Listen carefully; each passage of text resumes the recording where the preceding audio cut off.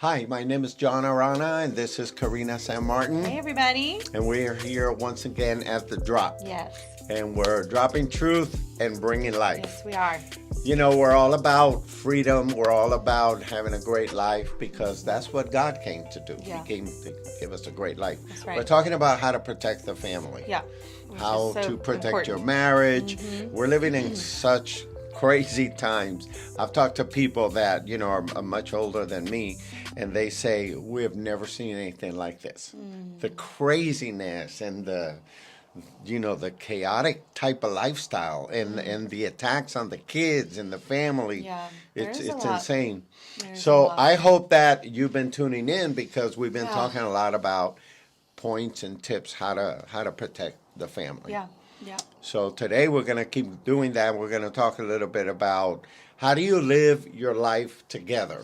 Yeah. You know, I mean, some people get married, they still want to keep living as they were single. Yeah, right. You know, right. Some people get married or don't get married and would like to live their life as they were married. Yeah, That's the other crazy the stuff. other But side of it. so you know, how do we bring these two people that have been working so hard to be individuals and now bring them together and it's a big transition. Oh, you know, my that Lord. you have to Huge. be willing to do also. Right. You know, when you're single and I think obviously learning how to when you get married. How was it for you? How was it for you? Let's see. We'll be married for 15 years this year. Yeah. So it was a long time ago. Let me go back. Let me go back in those files. Rewind. I do remember, you know, a lot of transition and a lot of, you know, learning how to live with another person that I had never lived with. Right. And, you know, like you only know so much about that person. And then when you're living with them, that in itself is a And now you transition. and Sergio were friends all the way back to what? So we met each other in high school when we were 17 years gosh. old. Yeah, okay. So I knew him pretty well. You thought you did. But then you only know somebody so well. Right, you know, right. because when you get married and you start living with them, I mean, it's very different. And but that is a part of the journey of becoming one. That's right, exactly. And I think that is the big central point here for this value for protecting your family. It is important as a husband and wife to become one. Absolutely. Because it creates unity, it work creates together. Oneness, it creates like a protective force around your family, especially when you start having kids. You know, but yeah, no, I remember, you know, you realize like, oh, it's not just about me anymore. You know? You know, oh, well, this is how I did things. But how about I can't watch whatever movie I want at any time now because I have to share the choice with my spouse. You know, and so there's these little funny things that you definitely experience, but then there's bigger, deeper things. It might even be like, man, I can't keep hanging around with these guys. Yeah, there's transitions like some that guys too. were way too single. Yeah, you know. Yeah, and now you're married and you want a healthy relationship with your spouse, and they're still thinking like, "Hey, man, let's go out for the night," and you're going like. You're like, okay. I think I'm gonna stay in with my wife and watch a movie. Your fun's probably gonna end a little earlier, maybe than theirs. You know, I don't know, but no, it's important to make sure that you're living together and sharing together and growing together. And there's so many aspects that go into that. You know, but I think you know, friends are something that. You know, get evaluated, you know, and I think another thing that gets evaluated is money. Yeah, money is a big money. And some people, again, some people get married, and I always recommend, the Bible says two shall come together and become one. Yeah. And so I always tell people, be very transparent about your finances, because when I do premarital counseling, we talk about that. Do you have any loans? Do you have any debt that this other person doesn't know about? And so on and so forth. But anyhow, so your finances need to come together. because your finances represents the investment of your life. Yeah. Sweat and tears and hard work. Yes. And now some people want to keep their finances separate. And they, okay, well, you pay for these 3 things, I pay for these 3 things. And then sometimes somebody might have a bad month, and then now it's like, well, I'm not going to give you any money. You're responsible for that. Right. And now we feel like we're still 2 people. So it's getting real sticky. Oh my! Yeah. You should hear the fights about that. I mean, even having your money that I hear about with couples. Yeah, even having your money united and together, like. There's still things you have to work out. Still challenges, but at least like you're on the same page. A couple years, or maybe it was last year. I don't even know. My years all bleed together. But when we went and bought, Sergio got a new car, and the car salesman that was helping us, we loved him. He was younger and he was very vibrant, and he was really nice. And so we were with him for a while, just talking and stuff. Okay. So he would ask us questions, and so then somehow I was just like, talking and sharing, and I was like, yeah, well, we'll be married almost, it was last year. So yeah, 14 years. And he was like, oh my gosh, what's some advice you have for me being married, for so long? He was like, that's a really long time. I mean, he was younger. So, right. So I was like, wow, that's a really good question. And so I told him, I was like, well, a big piece of advice would be to when you get married. You should have told him, how much time do you have? Yeah, right? But one of the things I told him was, put your money together. Make sure you put your money together. Oh, that's and good. He was like, really?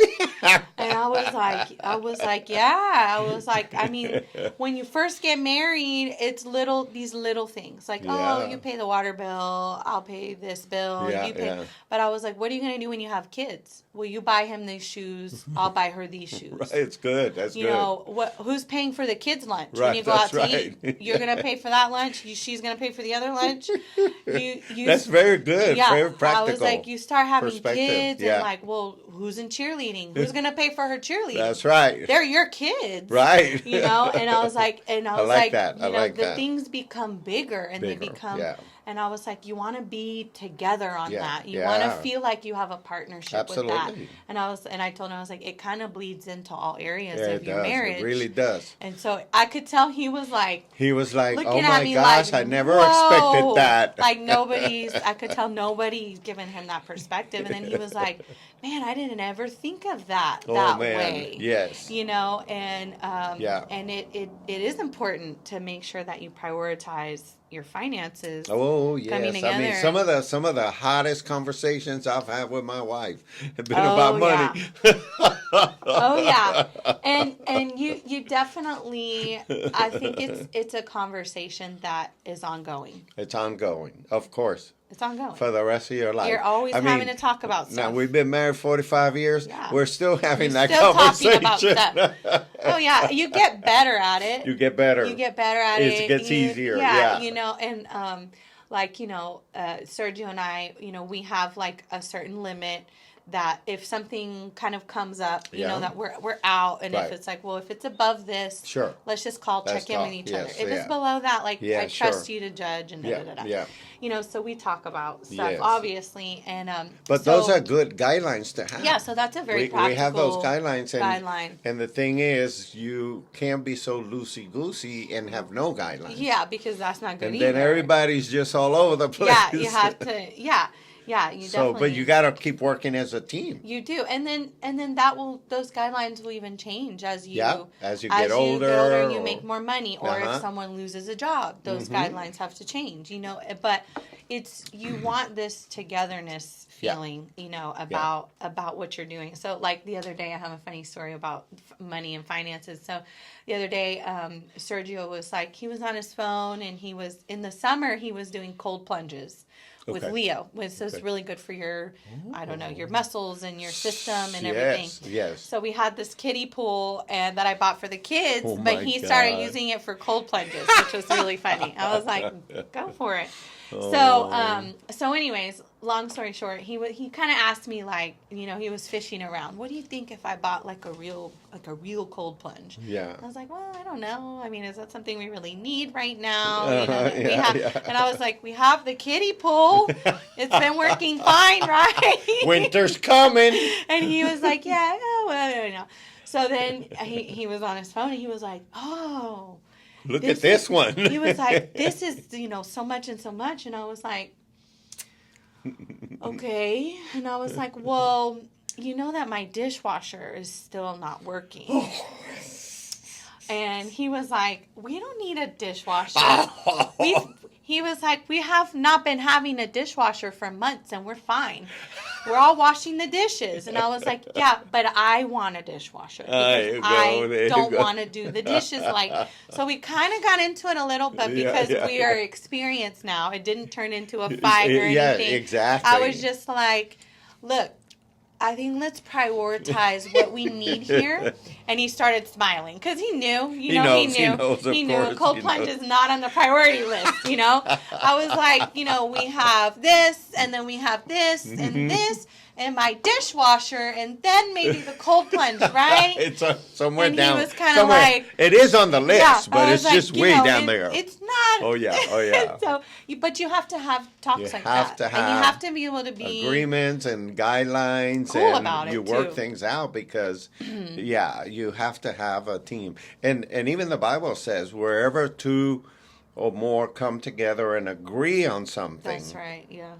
It shall be done. So there's power in agreement. Yeah, always. And agreement is not always easy to arrive to, but there's power in it. Mm-hmm. And obviously the worst thing can happen is division comes in. Yeah. And then people have their own turf to protect, their own finances to protect, and and it becomes almost like a little division mentality. Mm-hmm. And that doesn't really promote unity and doesn't promote, imagine all the things that have to be worked out when it comes to finances.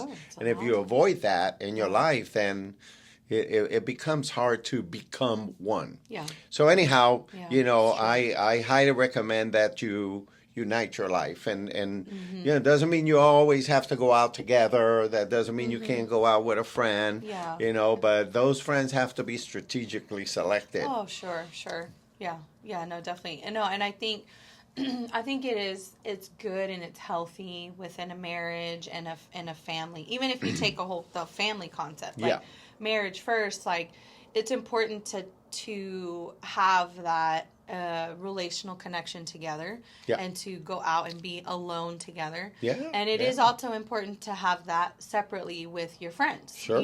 Absolutely. And I think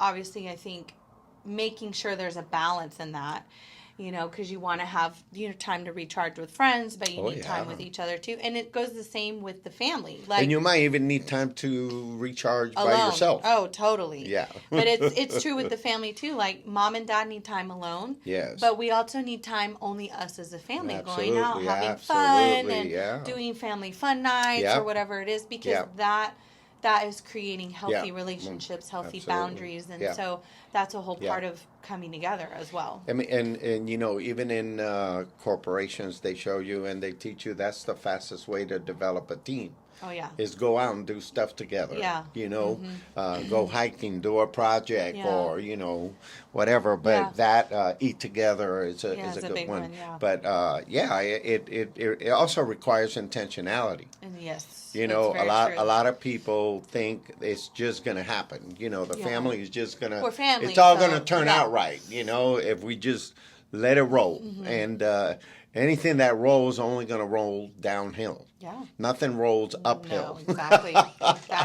That's a great truth right there. That's a drop right there. That's a good truth drop. Yeah, it's so true. Yeah. It will only roll so you got to work at it. Yeah. You got to be intentional, and you have to be proactive in order to protect your relationship and your family. Yeah. It's very powerful. For sure. Anyhow, thank you for being here today. Yeah, it's a good one. And we really appreciate you. Please share it with somebody. I know somebody needs to hear what we talked about today. This is a good truth that, is a little hard to work out at the beginning, but the results of it are so much better, and it brings so much harmony and peace when you're on the same page together and living and sharing and building your life together. Yeah. Do it. Yeah. Share it and pass it on. Thank you again. We'll see you guys next week.